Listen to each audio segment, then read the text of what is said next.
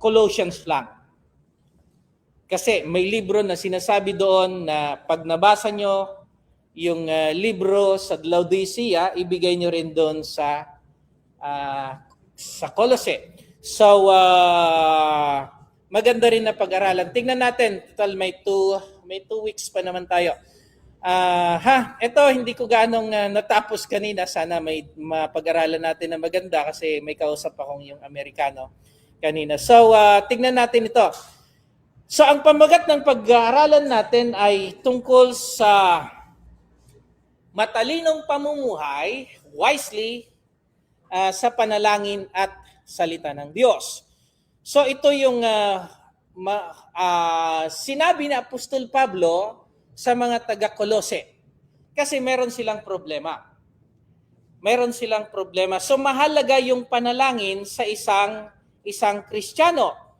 Ang mga mananampalataya kasi sa Colossians Church ay nahaharap sila sa mga maraming false teachers. Kagaya din sa ating panahon. Ano ba yung problema uli sa Colossians? Colose? May naalala kayo? Problem about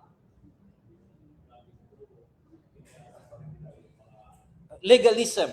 So, yung mga Hudyo na naging Kristiyano na kagaya ni Pablo, dating Hudyo na naging Kristiyano, yung doctrine sa Old Testament ay ipinapasok pa rin nila sa New Testament, kagaya ng circumcision. Na kailangan yung mga hentil na nabautismohan, kailangan magpa-circumcise. That's legalism. Dahil utos yun sa lumang tipan, kailangan yung gawin sa lumang tipan. So, yun yung isa sa mga problema. Then, kailangan mapuspos ka ng Sophia. Si Sophia means wisdom. Kasi sa Colossae, dito yung maraming mga philosopher, matatalino. So, kailangan mo daw maging matalino, mapuspos. Kulang pa si Kristo, so kailangan mong magpakadalubhasa para sa ganun maging complete ka. Kaya laging paulit-ulit, 27 times, kung di ako nagkakamali, yung you are complete, whole, in Christ, yung palaging inuulit-ulit ni Apostol Pablo. Then, yung pressure sa kanilang paligid. Dahil ang Colossae is a part of one of the province of Roman Empire. So, maraming mga religious din sa kanilang paligid. So, napre-pressure sila sa mga gawain doon, lalo na yung sa mga pagsasamba sa mga idolo. Then, si Apostol Pablo nagbigay ng practical instructions sa kanila, sa mga believer na kailangan nilang magkaroon ng buhay na laging nananalangin. The same din sa atin. Yung sulat ni Apostol Pablo sa panahon 1st century ay para rin sa atin. Kailangan magkaroon tayo ng buhay din na ganito. Living wisely. Yan ang ginamit. In prayer and in speech. So yung pananalita natin kailangan naka-align doon sa salita ng ating Panginoon. Dahil tayo ang ating pagkamamayan, our citizenship is in heaven. So if you are citizens of heaven, so you must act, you must speak, you must dress, your attitude must be aligned in the citizenship of heaven. It means we are imitating Christ. So kung ano yung ipinamuhay na ugali ng ating Panginoong Hesus, paano siya nakihalubilo sa mga tao, paano siya humarap nung sinampal siya, nung pinako siya sa krus. Anong sabi niya? Forgive them for they don't know what they are doing. So, sa atin kasi minsan, iba na. So, mahirap man gayain yon na pag sinampal ka, Panginoon, patawarin mo yung kapitbahay ko kay pinahiya ko. Kaya hindi niya alam yung kanyang ginagawa. Ganun ang ginawa ng ating Panginoon Hesus, di ba? Nung pinako siya sa cross, Panginoon, patawarin mo sila sapagkat di nila alam ang kanilang ginagawa. Yun yung ugali ng tunay na isang Kristiyano. ang sabi ni Pablo, imitate me as I imitate Christ. So, nung pinagbabato si Pablo, gumanti ba siya? Hindi. So, maaring the same din yung sinabi niya, Panginoon, patawarin mo sila sapagkat di nila alam ginagawa nila. Kaya pag nagkasala yung kapitbahay natin, yung katrabaho natin, Brad Doktor, sana madapa ka. Ano sasabihin natin? Sana masagasaan ka. Or sana mamatay ka na lang. May ganun. So hindi pa mature na Kristiyano pag ganun pa yung mga bagay na lumalabas doon sa ating bunganga. Okay, sana mawala ka na lang dito sa trabaho ko. Kay tinik ka sa akin. Ganon. Okay. So here we go. So Christian maturity ay hindi lamang is shown. Ipinapakita ang matured o magulang na sa pananampalataya, matured na sa kanilang pananampalataya, hindi lamang paniniwala kundi ito ay nakikita. Yung faith alone o belief alone, hindi pa matured yan. Kailangan yung pananampalataya niya nakikita sa paraan ng pamumuhay niya. So, but in number 1, tapat na panalangin. So, nakikita mo, kaya minsan pag si doktor, may kulang pa ito eh. Kaya minsan, bihira kita ginagamit, Brad Doktor, kasi yung way ng panalangin mo, hindi pa siya polish. So it means, pag ganun ang style ng panalangin mo, pag nananalangin ka sa harap, wala ka pa nitong gaano. Yung faithful prayer. Makikita mo, minsan, kino-compare kita kay AA. Medyo matured na si AA manalangin, ha? Lagi kong ginagamit sa Bacoor, opening prayer, closing prayer. Matured, medyo matured. Hindi ba matured? So iba yung panalangin niya compare sa ibang nananalangin. Makikita mo sa lumalabas sa panalangin nila kung gaano ka-matured na yung isang yung taong yun na nananalangin. So, Brad Doktor, practice more na manalangin para may sa buhay mo ito. Okay, then pangalawa, hindi lang sa pananampalataya kundi nakikita na siya ay mapagpasalamat na tao. So, makikita mo isang maturity ng isang Kristiyano pag laging nagpapasalamat even in times of troubles. May problema, Panginoon. Salamat po at ganito lang nangyari sa amin. Salamat po at hindi malala ang nangyari. Nandun pa rin yung pusong mapagpasalamat. So nakikita mo sa kanyang buhay. Then, evangelistic concern. So, i-explain din ni Apostol Pablo yan mamaya na ang isang matured na Kristiyano, nakikita mo na nangangaral siya. Even sa kanyang Facebook, nakikita mo may lumalabas na mga bersikulo. Sa pagkausap mo siya, gusto ko yung mga taong member ng church na kausap na nagtatanong ng, Brad, paano yung ganito? Brad, anong ibig sabihin ng talatang to? Brad, paano explain tong talatang to? Parang kontra doon sa kabilang bersikulo.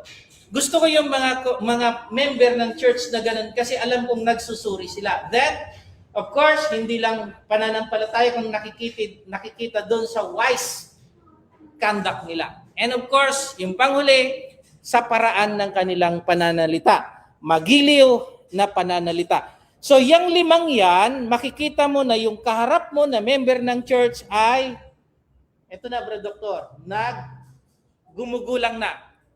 Magkaiba yung salita sa kanto na magulang, Gumugulang na. Alam mo, tumawa si Brad. Sa mga squatters area, magulang to. Pag sinabing gano'n, ibig sabihin madaya. No? So, gumugulang na o nagmamatured na sa kanyang pananampalataya. Okay, here we go. So, 5 yung bibigyan natin ng pansin. Ang una, so, ang isang buhay na inialay sa panalangin. Pag-aaralan natin yan kasi ang topic natin is about prayer. Number 2, isang pusong gising at mapagpasalamat. So, devoted sa panalangin, then pusong mapagpasalamat. The number 3, isang pusong may pasanin para sa pag-spread of the gospel, pagpapalaganap ng ebanghelyo. So, Hindi lang preacher to ha. Yung mga member ng church kailangan aware sila doon sa pagpapalaganap din ng ebanghelyo. Hindi lang trabaho ng leader yon o preacher. Lahat tayo ay trabaho niyan. And number 4, isang matalinong pamumuhay sa harap ng sanlibutan. Wise walk before the world. So maraming temptation kasi sa paligid, so kailangan maging wise tayo dahil tayo ay Kristiyano. The number 5, maamong pananalita na umaabot at may impact sa kaluluwa. Maamong pananalita, yung humbleness. So makikita mo ang isang matured na Kristiyano pag humble na yan. Pero pag medyo tumataas pa yung kilay minsan, kagaya ng asawa ko, medyo sabi ko, bata pa to pa sa pananampalataya. Hindi mo pa nakikita yung pagka-humble niya. Ang humble kasi, Brad Doctor, even naapak-apakan yan talagang, kaya nga ang mga Kristiyano hinalintulad na tupa, kasi ang mga tupa, hindi mo maamo. Hindi kagaya ng kambing. Subukan mong iharap yung nguso mo sa kambing. Anong gagawin niya, Brad Doctor? Susuwagin ka. Pero ang tupa, hindi. So, i-practice natin sa buhay natin. Ito yung kulang ng mga taga-Church of Christ and even some preachers na kakilala ko. Yung pagkamababang loob. Okay. Makikita mo yan kasi sa pamamaraan ng pananalitan nila. Even sa akin minsan, nandun pa rin yung dating pagka-businessman tayo minsan. May pagka-dominated pa rin tayo minsan. Pero hindi nakagaya ng dati. Okay. So, here we go. Number 1, isang buhay na inaalay sa panalangin o devoted prayer. Brad Larry.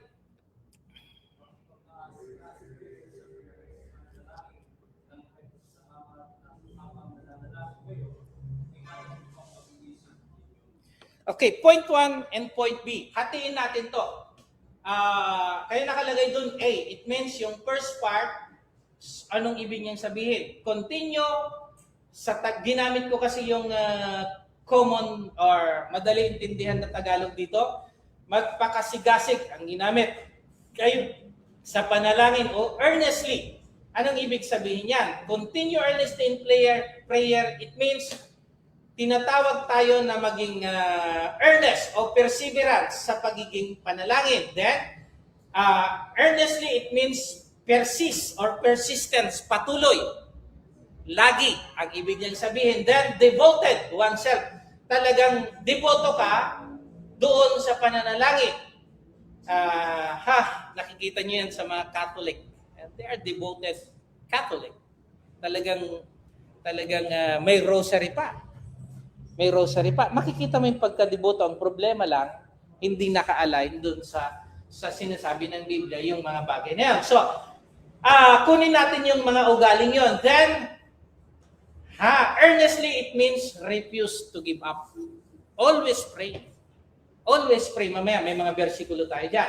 Number 2, in prayer. In prayer means the believer's lifeline. Pag sinabi mong mga medical term, anong ibig sabihin nito?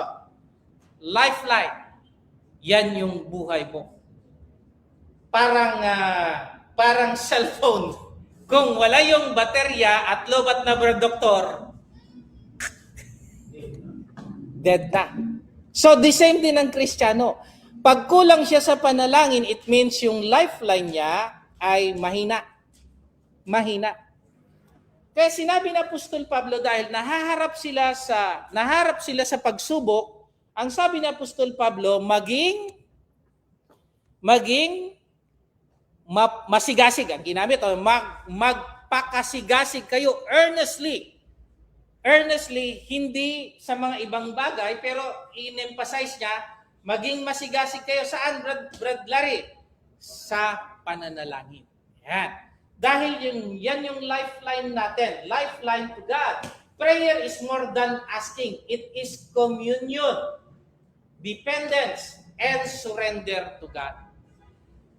Kaya tayo nananalangin kasi hindi natin kayang tumayo sa sarili natin. Kagaya ng tupa. Bakit kailangan niyang, pag uminom ang tupa, bakit kailangan niyang alalayan? Kasi once na pag sumabit ang tupa sa Psalms 23, pag sumabit yung baba niya, dahil mahaba yung buhok niya sa tubig, tutumba na yan. Mamamatay na yung tupa na yan. Kasi Sisipsipin niya, dahil cotton yun, sisipsipin niya yung tubig hanggat hindi niya na kayang itayo yung kanyang sarili niya. Ang tupa, hinalin tulad sa mga Kristiyano, hindi niya kayang mabuhay without his shepherd. So kailangan lagi tayong manalangin sa Panginoon kasi hindi natin kayang labanan ang mga trials sa buhay. Hindi natin kayang kalabanin yung mga temptation sa buhay nang wala ang ating Panginoong Hesus. Kaya, ang sabi ng Apostol Pablo, lagi kayong manalangin. Ang panalangin, ito yung backbone ng isang Kristiyano. Imagine kung wala kang backbone. Si As, isang medical yung kanyang profession niya. Pag wala kang backbone, anong mangyayari? Hindi makakatayo. So the same with us. Without prayer, brother doctor, kung magre-rely ka lang, ay malakas ako. No, hindi ka makakatayo. That's why, ang sabi ng Apostol Pablo, continue. It means refusing to give up in prayer. Okay, then prayer is like a plugging into a water source. Kung hindi ka nakakonekta sa water source, spiritual energy drain. So it means pag pinutol, brad doctor, nang nawasa yung tubig mo, wala kang tubig. That's prayer. So kailangan magbayad ka palagi ng monthly dues mo sa tubig. The same with prayer. Okay. Number 2. Yan yung mga versikulo. Luke 18:1. Men ought always, nakita nyo, earnestly ang ginamit doon, always si Lucas ang ginamit, to pray and not lose your heart or not give up. Ang ibig sabihin niya, always pray.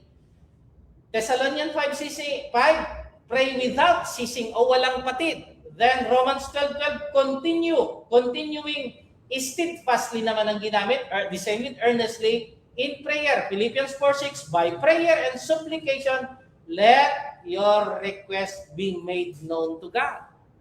So, alam na ng Diyos ng pangangailangan natin, pero idulog mo. Sabihin mo. Yan. So, kung hindi ka laging nananalangin, paano ibibigay ng Diyos ang ating kailangan natin? Paano niya isasalubong ating pangangailangan natin?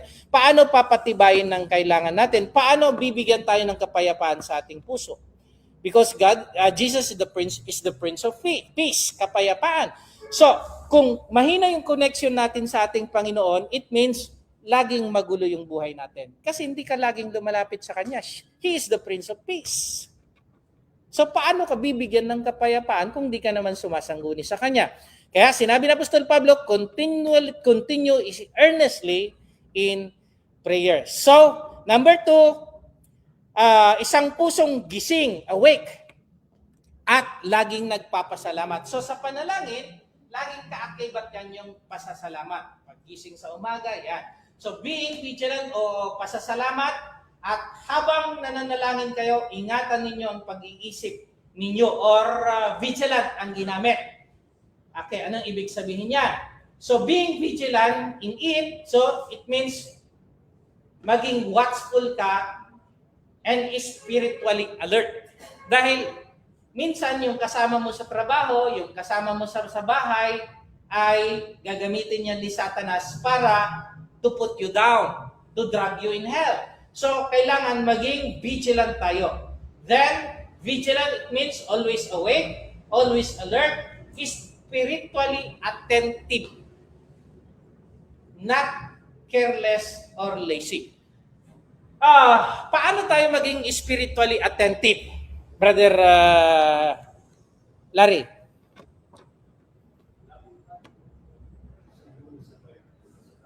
Okay, yan.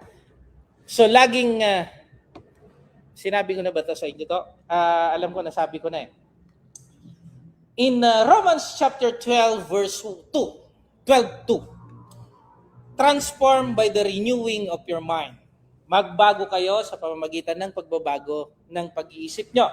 Okay, so paano tayo mag-transform o magbabago sa pamamagitan ng pagbabago ng pag-iisip? Ito, cellphone, may mga app na dyan. Andyan yung mga app niya. Yan. Andyan yung mga app niya. It means, yan yung nilalaman ng cellphone na ito. Ngayon, kung babaguin mo yan, mababago rin yung laman niya. The same with mine.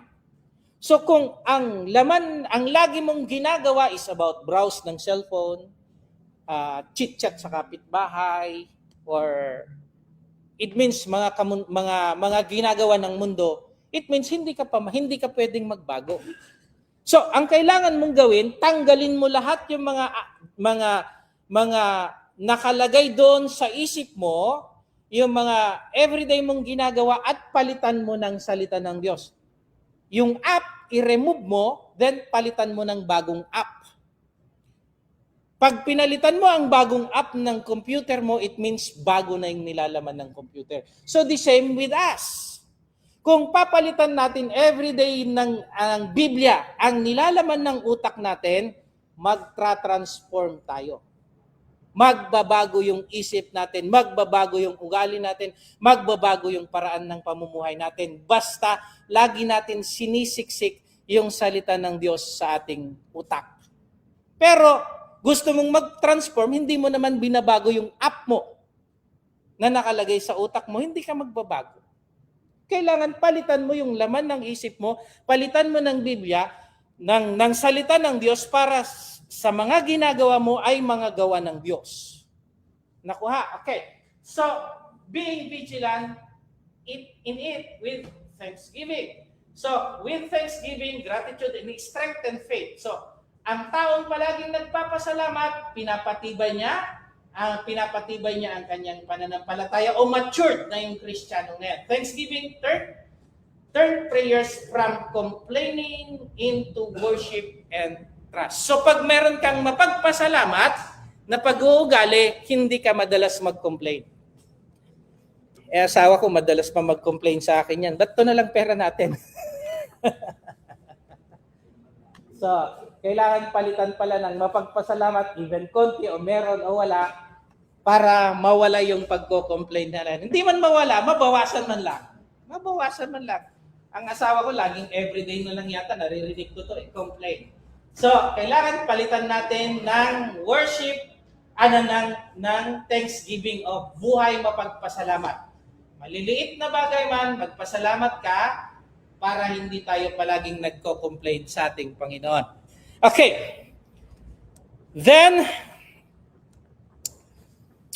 biblical prayer has three essential qualities. Ano yung mahalagang katangian na to? Number 1, persistent o pagpupursige. Kasi ginamit yung word na earnestly. So kailangan mong magpursige. Huwag kang maging tamad. So keep praying. Ginamit ni Pablo kanina, Thessalonians 5:17, pray without ceasing. So nandun yung pagpupursige palagi sa panalangin. Number 2, vigilant. Being vigilant. It means mapagmatyag, manatiling spiritual na gising at alerto. Stay spiritually alert. So be vigilant. 1 Peter 3 verse 4. No, 5 verse 7. Sige nga, pakibasa nga. 1 Peter 5 verse 7. Ginamit yung word na vigilant doon. Satan is like a roaring lion. Sabi doon. Kung tama yung memorya ko pa. 5:7 ba yun? Alam ko, tama yun. 1 Peter 5 verse 7. Maging mapagmatsyag kayo. Sige Brad, basa.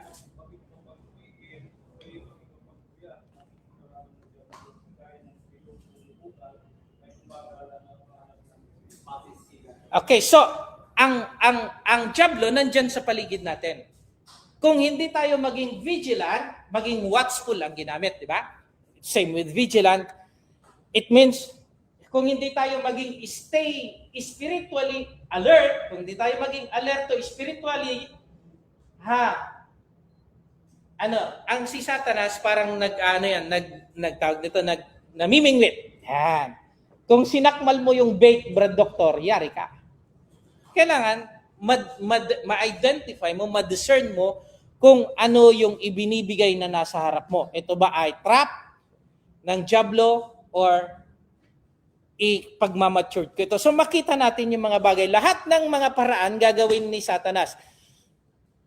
Tayo man ay 100% na 100% na gumagawa para sa ating kaligtasan, si Satanas naman 200%. Nakita niyo 'yan? Ikaw 100% kang gumagawa para sa kaligtasan mo because God said work out your own salvation. Pero si Satanas naman 200 times. So dinodoble niya yung gawa niya sa gawa mo para lalong hindi ka maliligtas. So ganun si Satanas. Kaya ang sabi ni Apostol Pablo, be vigilant o being vigilant. Okay. So number 3, thankfulness. So persistent, pagpupursigi, pagiging mapagmatsyag o vigilant. And pangatlo, pasasalamat. So the question is, ang panalangin ko ba, is my prayer life consistent or crisis-driven lang? Crisis-driven, it means, pag may problema lang ba, nananalangin ako? O ito yung lifeline ko talaga. Hindi mabubuo yung araw ko pag di ako nanalangin. Or nananalangin lang ako pag may kailangan ako. Number 2, am I spiritually watchful or vigilant? Or spiritually lazy or tulog ka? Or not watchful. Yan yung kabaliktaran niya. That's vigilant. And number 3 question, do my prayers reflect gratitude or mostly request? Yung panalangin mo ba, laging request lang? Or mostly pasasalamat? So, tignan nyo. Nung una, lagi rin akong pasasalamat. May konting, baliktad. May konting pasalamat, 1% lang yung pasalamat, Brad Doktor. 99% pa na request. Panginoon, bigyan mo naman ako. Panginoon, bigyan mo naman ganito. Panginoon, ganito. Yung pasasalamat, konti na lang. So, kailangan, i-balance mo rin. Kung 50% yung pasasalamat, 50% yung paghingi. Yan. Or mas mataas pa rin yung pagpapasalamat. Okay. Then saan na tayo? Okay, yan yung mga bersikulo, supporting verse niya. Matthew 26:41, watch and pray lest you enter temptation. Kaya, continue earnestly. Palaging manalangin para hindi tayo ma-tempt. 5 verse 8, be sober, be vigilant.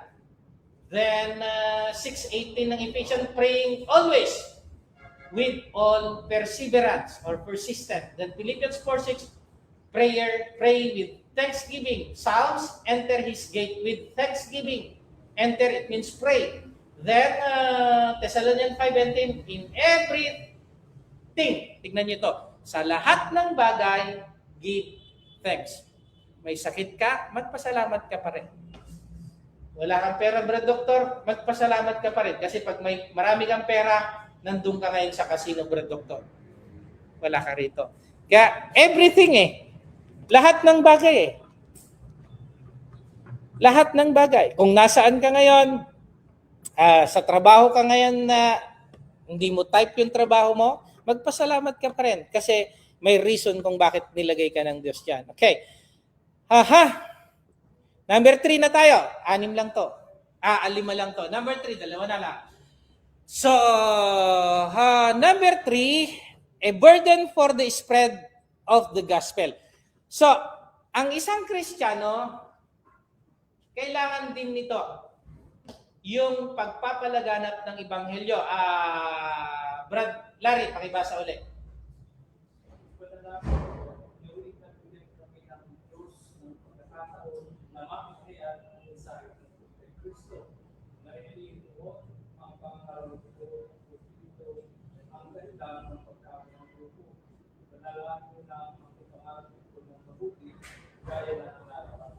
Okay, how many times you pray your preacher?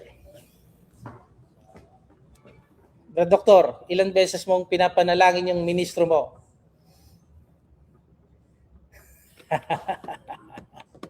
Ang sabi ni Apostol Pablo, ipanalangin nyo kami na sana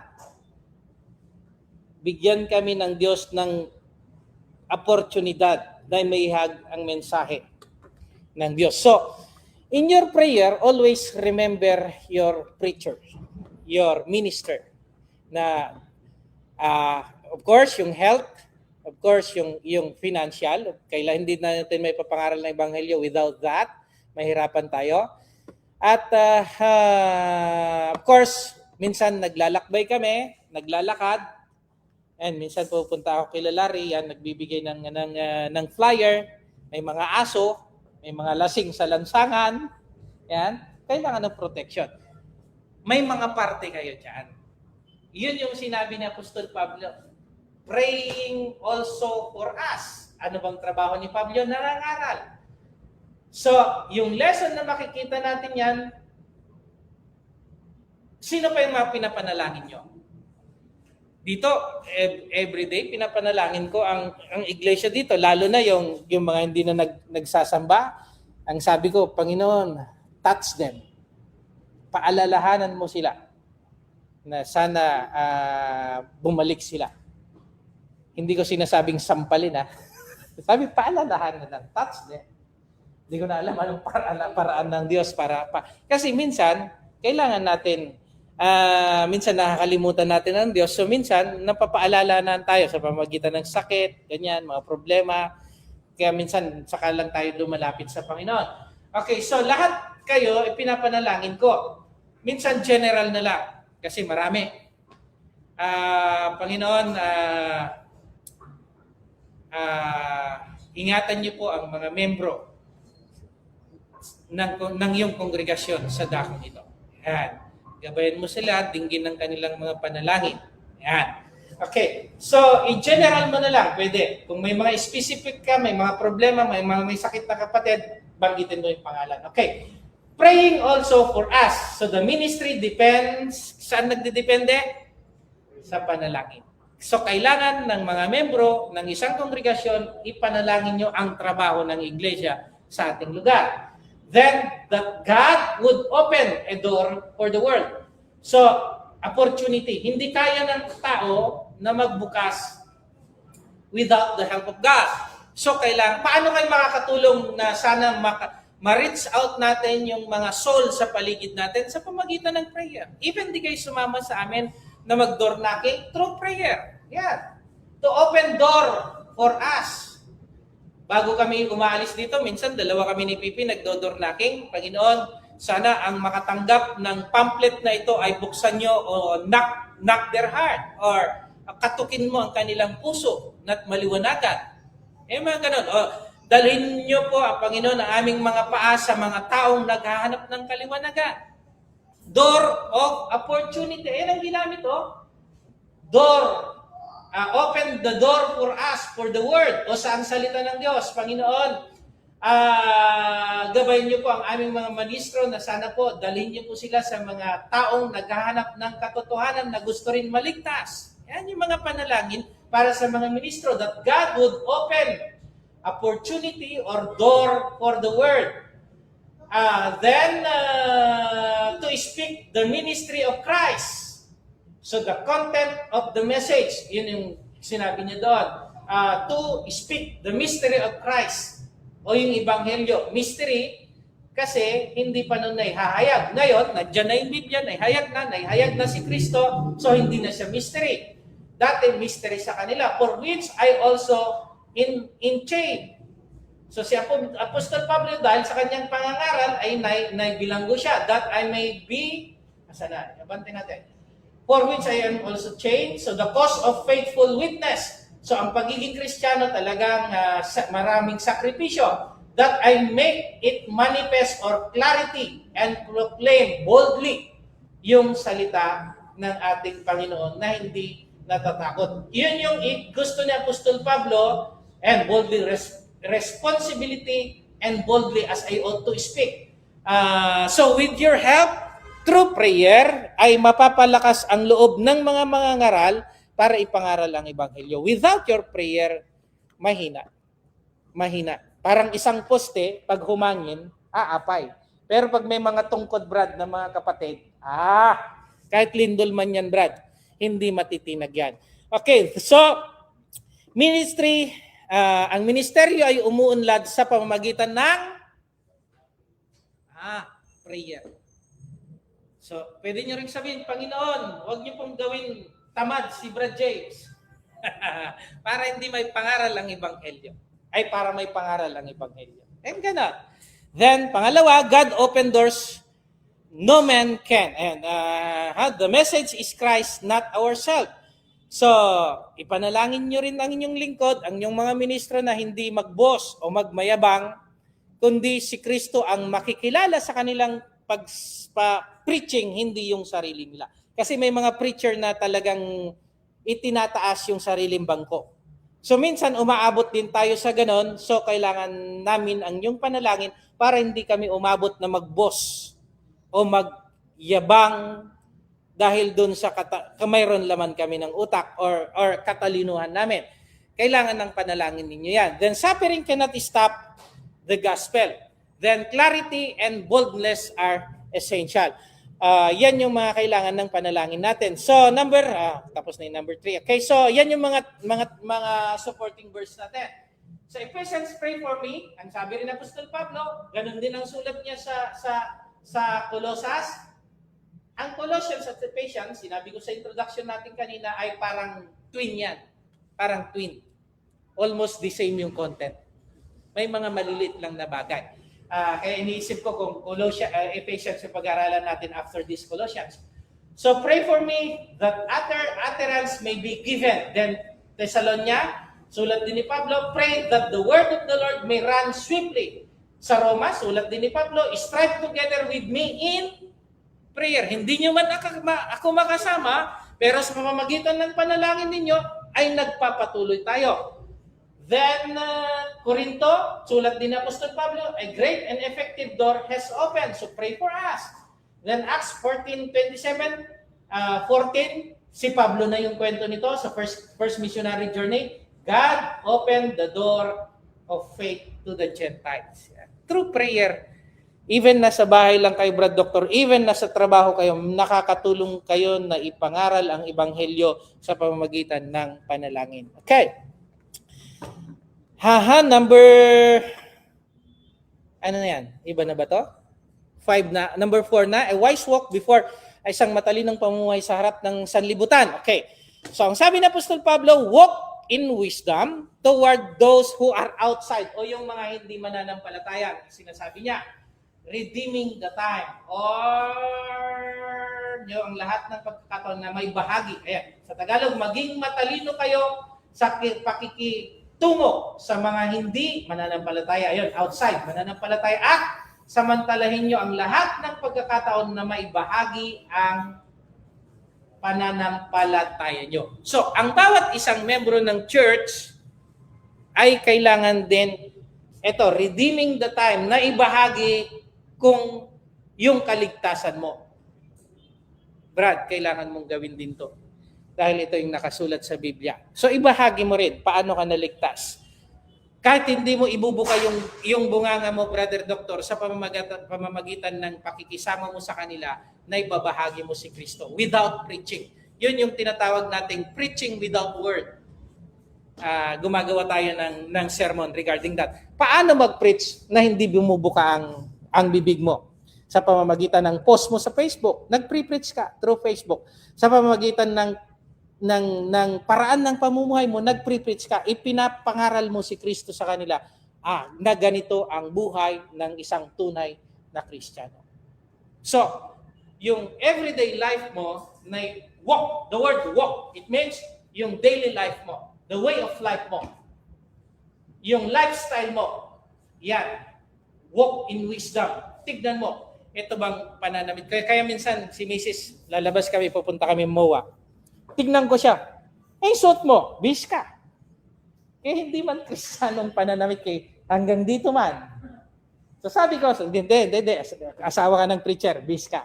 Pero pag nakalabas yung ganito, ito problema ko to, ang binili ko sa Mindanao to, sabi mas mataas dapat Pag nakalabas ng ganito, Kristiyano ka, so hindi dapat. Yan. So, sa pamamagitan nun, yung paraan ng pananamit mo na i-preach mo, ganito magdamit ang isang Kristiyano. Okay, so walk in wisdom. Yan yung sinasabi niya. Yung bang pananalita mo is Christian way? Yun bang may mga Kristiyano na wag na kay Brad Larry, kay talagang wala ng buhok yan May mga buhok kasi na yung buhok man talaga ay ano ba? Di mo maintindihan kung ano eh. So, sa buhok makikita mo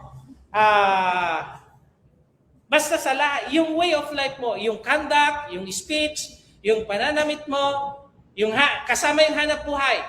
Then even nagdra-drive si Sir Rosemary sa pakikitungo sa mga violation ng traffic. May papakita doon na ang Kristiyano ay sumusunod sa rules and regulation. Ikaw, Brad, kay marami kang sa kalye tayo nabubuhay. So doon, even without opening your mouth, na-preach mo ang salita ng Diyos. Yun yung sinasabi niya, maging matalino kayo sa pakikipagtungo sa hindi mananampalataya. Kasi we are ambassador of Christ. Remember? We are representative of Christ. So every time they saw us, as we are representing Christ. So kung ano yung nakikita nila sa atin, ganun pala si Kristo. Ganyan pala si Kristo. Ganyan pala taga Church of Christ. Di napahiya ngayon si Kristo sa ang style ng pananamit mo at pag-uugali mo ay ang pangit. Ay ganyan pala si Kristo. Wag na lang akong maging member ng Church of Christ. Kaya ganyan lang pala. Okay, so kaya inutusan ni Apostol Pablo, hindi inutusan, sinabihan ni Apostol Pablo ng ang mga Kristiyano sa Colossae na maging matalino kayo sa pamumuhay nyo, pakikitungo nyo, pakikisama nyo sa mga hindi Kristiyano. That's the literal application of that verse. Walk Christianity is a daily lifestyle, hindi lang linggo. Brad Doktor, Christianity is a daily lifestyle. Every single seconds of your life, kailangan makikita doon yung pagka-Kristiyano mo. In wisdom, it means Christ-like, discern in daily living. In wisdom, makikita. Wisdom came from God. So, kailangan makita. Wisdom is the application of knowledge. Yan. Ina-apply mo yung kaalaman mo. Yung nalaman mong pagka-Kristiyano, wisdom nakikita sa'yo. That's the application. That's the meaning of wisdom. Wisdom is the application of knowledge. So Christ-like, discern in daily living. Then toward those who are outside, our witness to unbeliever. Tayo nagre-representa kay Kristo. So wini-witness natin si Kristo sa kanila. Then, redeeming the time. So, making the most of every opportunity. So, every opportunity na makakita ka ng pagkakataon, in English na, tinagalog pa. Pag may pagkakataon ka na ipakilala si Kristo sa kakilala mo, gawin mo. Yan. Gawin mo. Meron akong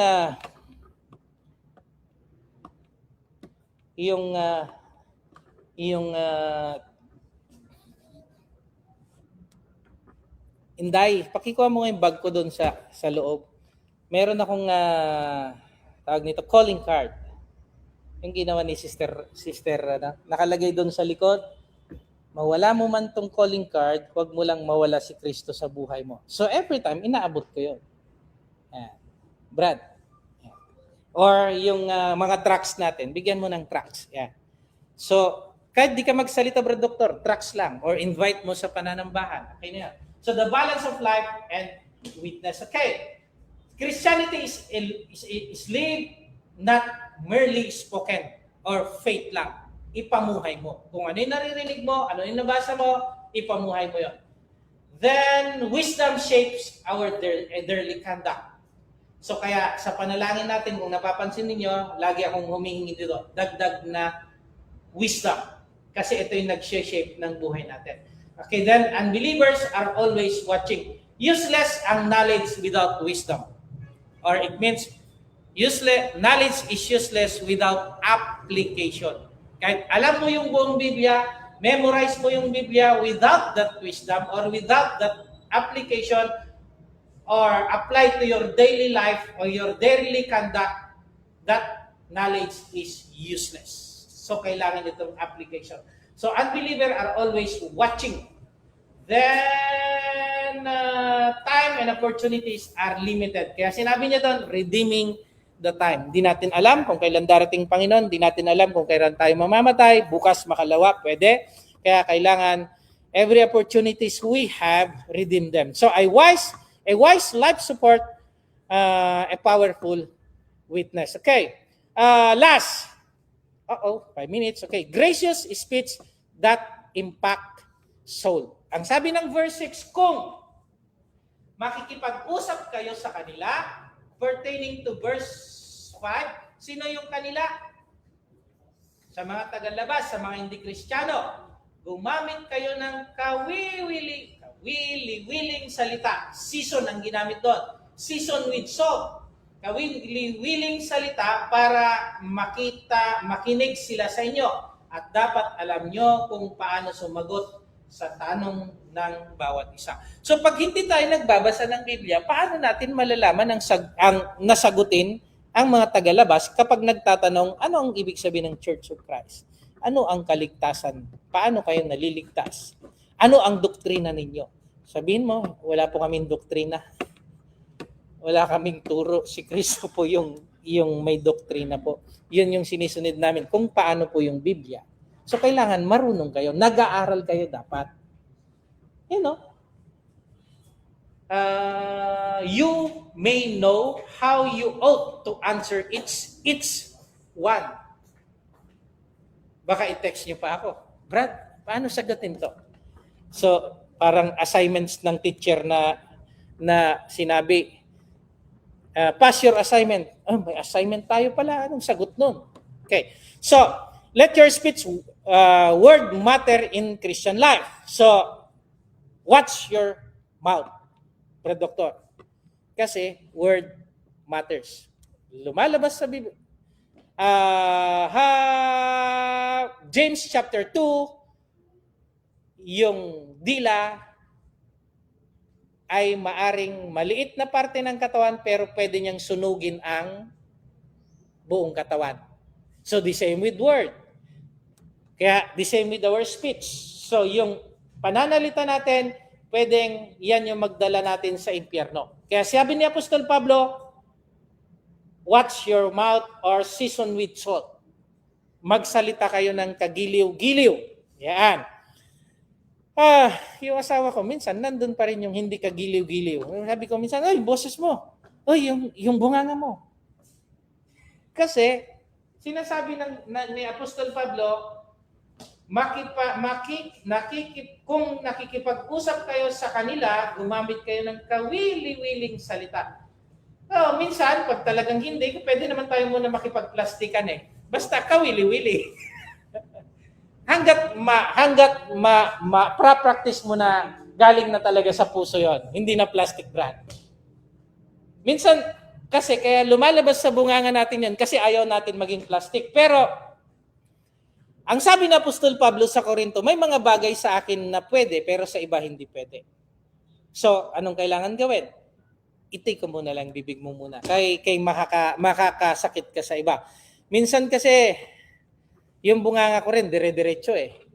Pero sa preaching kasi, pag medyo masakit talaga, minsan gumagamit din ako ng medyo hindi harsh word, matalas na pananalita. Pero minsan ginagamit ko yung matatalas na words kasi gusto kong ma-emphasize ang isang bagay.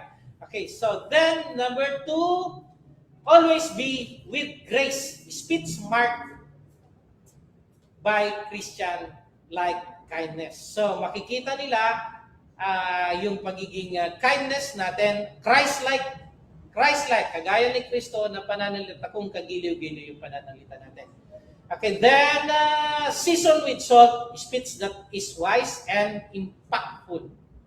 So, sa mga gospel meeting minsan, kasi may mga preacher na, lalo pag may mga Amerikano, so ako yung nag-handle ng question minsan, ang sabi ko sa mga preacher na nagque-question, kung magque-question kayo, kailangan be sure na yung mga question nyo ay nakaka-encourage ng mga kapatid na nakikinig. May mga question kasi minsan na, okay.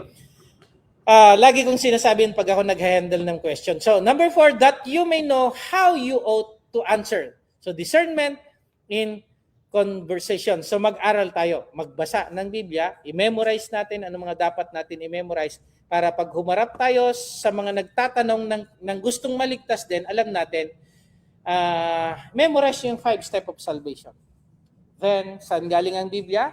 Pag sinabi nilang gawa lang ng tao yan, may mga bersikulo tayo, tama, gawa lang ng tao yan. Pero hindi sa sariling, dapat alam natin yung mga bersikulong mga bagay niya. Okay. Then, we almost done. Connection to the Colossians. Okay, yung summary niya. Colossians 4, 2-6. Yung verse 1 to verse number 1, verse 2, pray faithfully. Number 2, verse 3 and 4, speak Christ clearly. So, paano natin may salita? Ang salita ng Diyos ng boldly or clearly as prayer to the brethren. Yan. Or ipanalangin natin mga kapatid na nangangaral. Number 3, verse 5, live wisely before outsiders. So, watch your mouth, watch your paraan ng pamumuhay mo, yung pananamit mo, yung pakikitungo mo sa iba. Kailangan silipin mo yung mga bagay na yun kung naihahayag si Kristo or yung worldly lifestyle ang naipapakita, hindi yung Christian lifestyle. Okay, then, verse 6, speak graciously to outsider. Yan, kagiliw-giliw. Yung talagang makikita yung pagka-Kristiyano mo. So, prayer, fuel the heart, wisdom, guide the life, and grace, shape the tongue.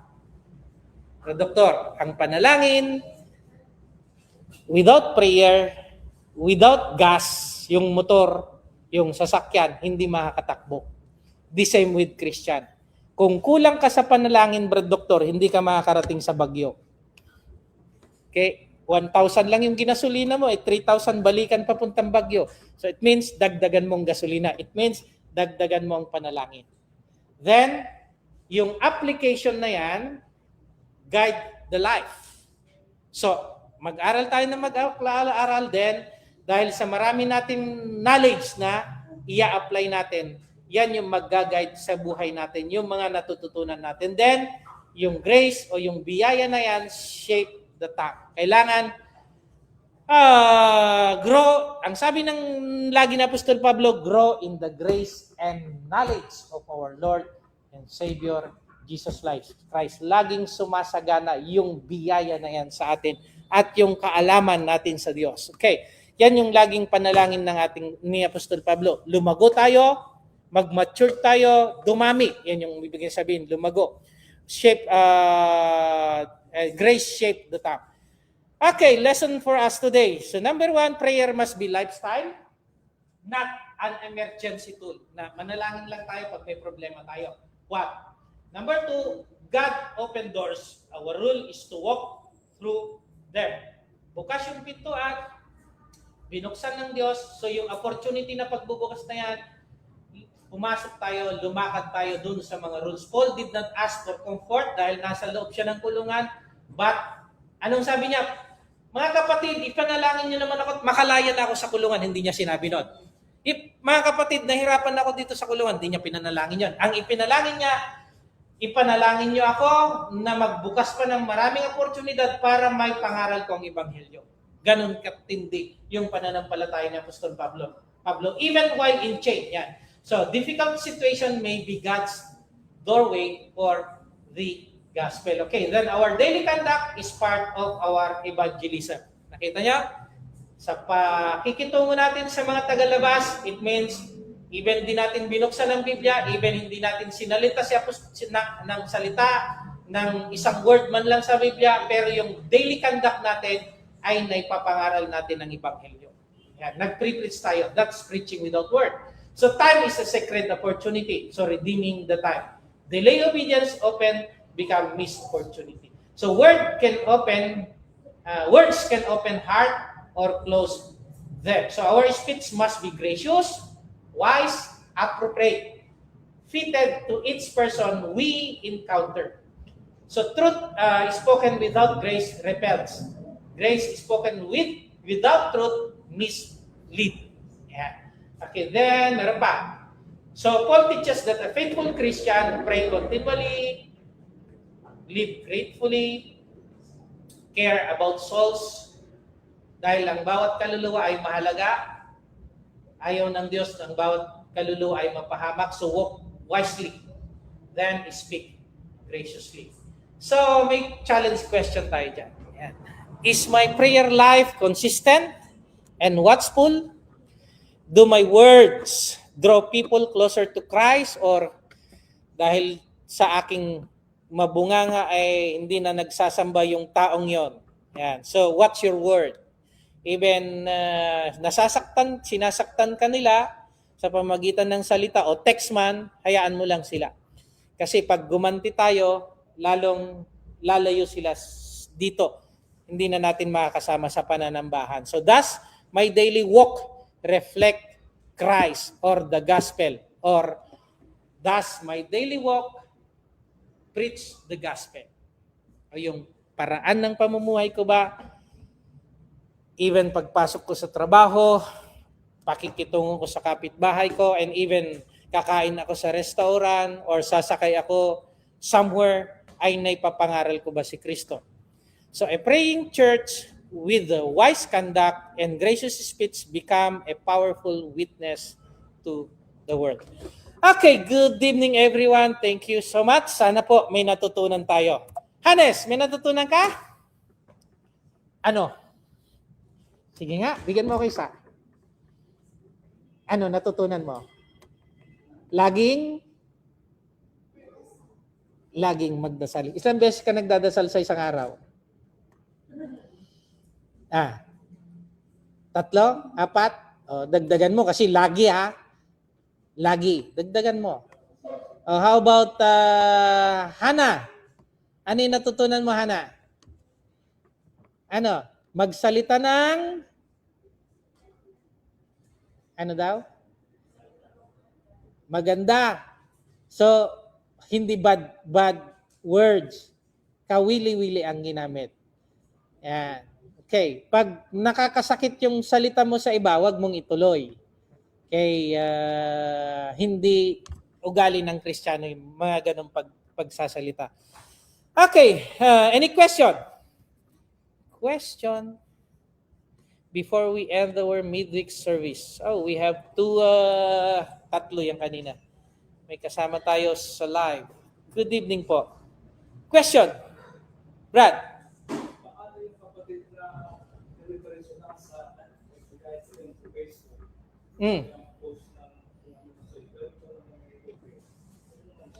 Ano?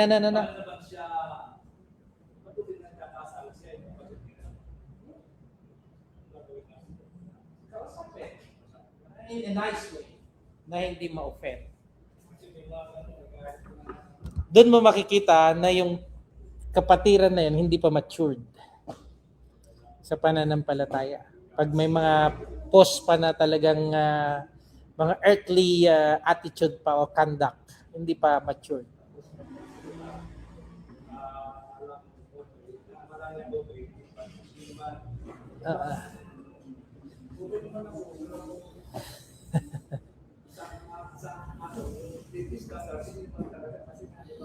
Okay, sa pinag-aralan na natin to once, yung Johari window.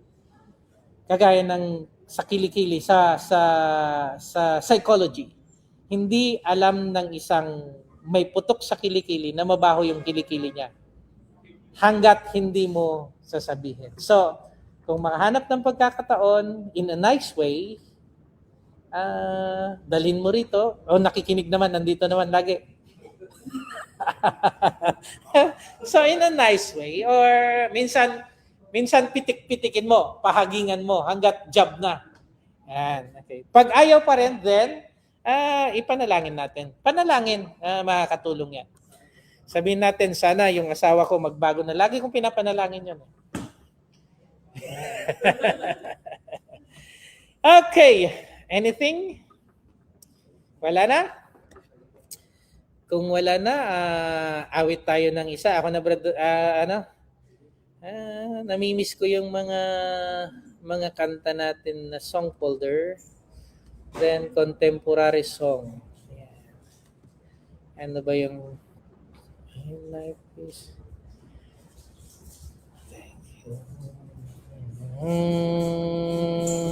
Our God, faithful love. F. Okay, shall we all stand and sing this song? Faithful love. Do, re, mi, faithful love flowing down from the thorn-covered crown, make me whole, save my soul, wash as whiter than snow. Faithful love, calm its fear, reaches down, dry its fear. Hold my hand when I can stand on my own. Faithful love from above came to earth to show the Father's love, and I never be the same, for I've seen faithful love face to face, and Jesus in His name. Faithful love is a friend just when hope seems to end. Welcome face with embrace, tender thoughts filled with grace. Faithful love and the spark, living flame, spirit fire, burning bright in the night, guided my way. Faithful love from above came to earth to show the Father's love, and I never be the same, for I seen faithful love face to face, and Jesus is His name. Brad, Larry?